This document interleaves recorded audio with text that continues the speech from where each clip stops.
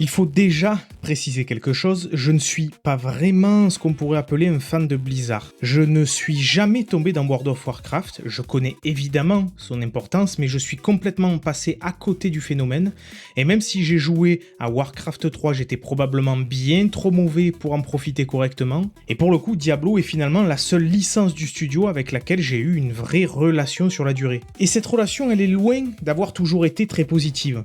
J'ai énormément aimé Diablo 2. À l'époque, j'avais trouvé complètement grisant de commencer avec un petit personnage presque tout timide, incapable de faire grand chose, puis de le voir progressivement plus rapide, plus dangereux et surtout plus personnalisé. La progression ne servait pas uniquement à faire monter des chiffres, elle transformait véritablement ma manière de jouer, ma compréhension du personnage. C'est là où j'avais le plus apprécié le système de build notamment. Puis Diablo 3 est arrivé et j'ai eu l'impression de perdre une grande partie de ce que j'aimais. Je sais que le jeu possède énormément de défenseurs, qu'il s'est amélioré et que certains y ont passé des milliers d'heures. Mais personnellement, il m'est très vite tombé des mains, puisqu'il m'a très vite donné l'impression de jouer à une sorte de League of Legends en solo. Je cliquais sur des groupes, je lançais mes compétences et je recommençais. Clic tout du long, c'était insupportable. Le jeu était plus coloré, plus héroïque et du coup plus enfantin. J'avais complètement perdu ce côté gothique et oppressant qui m'avait marqué dans Diablo 2. Pourtant, je suis allé jusqu'à la fin, mais clairement, j'ai détesté mon expérience. Et c'est justement pour cette raison que mon attachement à Diablo 4 me surprend autant. Je ne l'attendais pas comme le grand retour d'une licence que j'avais forcément adorée, J'étais même plutôt méfiant, pourtant j'y ai passé plus de 70 heures à sa sortie, et presque 2 ans plus tard, j'y reviens pour y jouer le double et redécouvrir ses extensions. Donc on est non seulement sur de l'enthousiasme qui vient sur les premières heures et les premières semaines, mais qui arrive à perdurer longtemps après. Et Diablo 4 est quand même un cas assez particulier, ce qui m'a donné envie de vous le présenter ici, parce que j'ai peur qu'il tombe dans l'anonymat, alors qu'il mérite vraiment un peu plus de lumière. Pour le coup, la première chose qui m'a immédiatement réconcilié avec la série, c'est son atmosphère. Diablo 4 retrouve quelque chose de sale, de froid, de profondément misérable. Ces villages ne ressemblent pas à des refuges héroïques dans lesquels les habitants nous attendent pour célébrer notre arrivée. Non, ce sont des endroits qui donnent l'impression d'être condamnés. Des gens malades, affamés, terrifiés, soumis à des croyances complètement délirantes parce qu'ils ont plus grand chose à croire se raccrocher. On traverse des cryptes humides, des forêts mortes, des chemins boueux, des maisons abandonnées, des sanctuaires dans lesquels la religion ressemble parfois davantage à une autre forme de violence qu'à une protection. Même quand il ne se passe rien de particulièrement spectaculaire, le monde reste désagréable. Il donne l'impression que quelque chose est pourri jusqu'à dans ses fondations. Il y a beaucoup de gens qui aiment la dark fantasy, là pour le coup c'est de la dark fantasy. On est dans un monde post-apocalyptique ou pré-apocalyptique, bref il y a quelque chose qui déconne très fort là-dedans et ça lui donne une ambiance très particulière. Et c'est important parce que Diablo ne devrait pas simplement être un jeu dans lequel on affronte des démons, il devrait donner l'impression de se dérouler dans un univers où l'humanité est constamment en train de perdre. Et c'est ce sentiment que j'avais beaucoup moins retrouvé dans Diablo 3 et qui m'a immédiatement accroché ici. Ce qui fonctionne extrêmement bien, c'est que les combats sont spectaculaires, mais ils sont surtout physiques. On va pas juste cliquer comme dans un League of Legends. Quand le barbare frappe, on voit pas uniquement une barre de vie diminuer, on entend le métal, les os, la chair, les corps qui s'écrasent, les ennemis reculent, explosent, sont projetés ou restent parfois éparpillés dans le décor. Chaque compétence possède un son, une animation et une manière particulière d'occuper l'écran. D'ailleurs, pour fabriquer certains bruitages, les équipes sonores ont enregistré des bruits avec des fruits écrasés, percés et manipulés avec toutes sortes d'objets afin de retrouver ce côté humide, organique et franchement dégoûtant, du moins dans le sound design. Et ça peut sembler être un détail, mais c'est exactement ce qui donne aux attaques leur violence. On lance pas seulement une compétence parce qu'elle possède un bon multiplicateur, on la lance aussi parce que le jeu sait parfaitement nous faire ressentir sa puissance. Et c'est probablement l'une des grandes différences entre un système de combat théoriquement efficace et un jeu auquel on prend réellement plaisir à jouer. Diablo 4 pourrait perdre une partie de ses activités ou de ses récompenses et conserver malgré tout quelque chose de satisfaisant. Simplement parce que déplacer son personnage et massacrer un groupe de monstres reste agréable. L'autre élément qui me maintient dans Diablo 4, c'est cette sensation de mieux comprendre mon personnage à mesure que je joue. Au départ, je sélectionne des compétences assez simples. J'essaie une attaque, je regarde si elle me plaît et je choisis quelques améliorations qui semblent cohérentes. Puis, progressivement, je commence à remarquer les interactions. Une compétence génère une ressource, une autre déclenche un état particulier, un aspect légendaire modifie complètement une attaque, et le plateau parangon commence à renforcer certaines directions. Et c'est là que le jeu devient particulièrement prenant. Je cherche pas seulement un objet avec un chiffre supérieur, je cherche une pièce qui va rendre mon personnage plus cohérent. Moi qui adore notamment la série des Disgaea et qui aime bien passer des heures à personnaliser mes personnages dans les moindres statistiques, clairement, c'est une joie de jouer à Diablo 4. Sur mon barbare par exemple, j'ai progressivement dû comprendre comment conserver suffisamment de fureur, maintenir le tourbillon, choisir mes cris, améliorer mes chances de coups critiques et éviter simplement d'empiler des dégâts sans savoir comment ils fonctionnent ensemble. Et ce qui semblait assez limité et simple au départ devient finalement une construction faite de dizaines de petits choix. Sans pour autant prétendre que Diablo 4 soit le jeu de rôle le plus complexe du marché, il existe quand même un équilibre intéressant entre le côté complexe avec une bonne dose de logique et une partie un petit peu plus fun manette en main.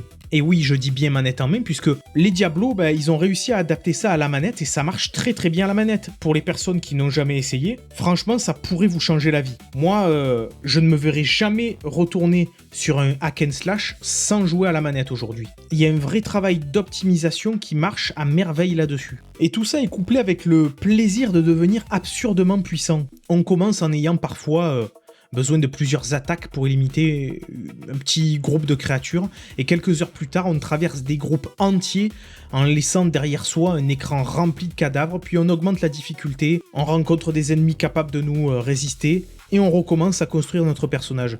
Cette alternance, elle est importante, le jeu nous laisse devenir extrêmement puissant, mais il finit toujours par nous présenter une nouvelle marche à franchir. Et c'est pas seulement une course vers le niveau maximum, c'est une suite de petites transformations et de petites optimisations qui arrivent à redonner ces lettres de noblesse au mot build, au fait de vraiment réfléchir dans le moindre détail, aux moindres petites statistiques de notre personnage pour l'augmenter à fond et arriver à grimper tous les paliers de difficulté. Le jeu nous donne constamment l'impression d'avoir cassé quelque chose dans son propre système et d'essayer de trouver au moins ça pour pouvoir vaincre la difficulté supérieure, tout en nous montrant qu'on n'est jamais vraiment arrivé jusqu'au bout, qu'il y aura toujours encore un cran au-dessus. Et pour le coup, le Diablo 4 auquel je joue aujourd'hui, c'est plus vraiment celui que j'avais découvert en 2024. Le jeu a énormément bougé, Blizzard a revu le système de loot, il a ajouté des tonnes et des tonnes de systèmes de perfectionnement d'armes, ce qui rend la progression extrêmement variée, tout en rajoutant du coup 2 extensions très intéressantes qui vont du coup rajouter un système de mercenaires, un système de runes à fixer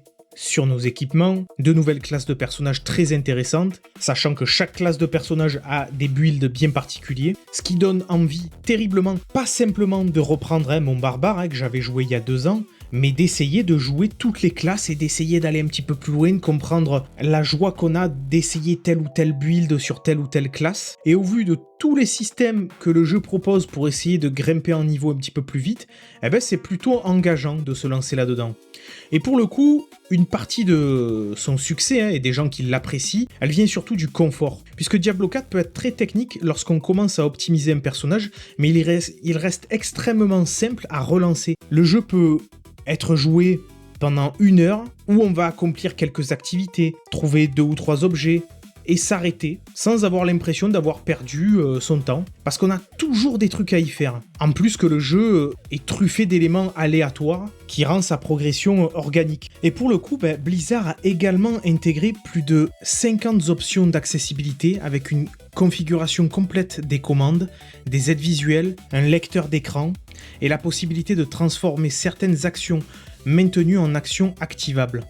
Cette souplesse contribue directement à rendre le jeu beaucoup plus facile à adopter. Et du coup, Diablo 4 peut donc devenir un jeu extrêmement exigeant pour quelqu'un qui cherche à optimiser chaque statistique, mais aussi une sorte de jeu confort. On peut écouter quelque chose, discuter avec quelqu'un ou simplement vider une activité sans devoir être constamment concentré sur un scénario compliqué. Couplé à ça que c'est un jeu qui peut se faire entièrement en solo, mais qui est en ligne, et donc, vous allez pouvoir jouer dans votre coin, mais des fois vous faire aider par des personnages qui vont arriver sur la carte du monde. Essayez de faire l'aventure en coop avec certains amis, et varier tout ça, à loisir.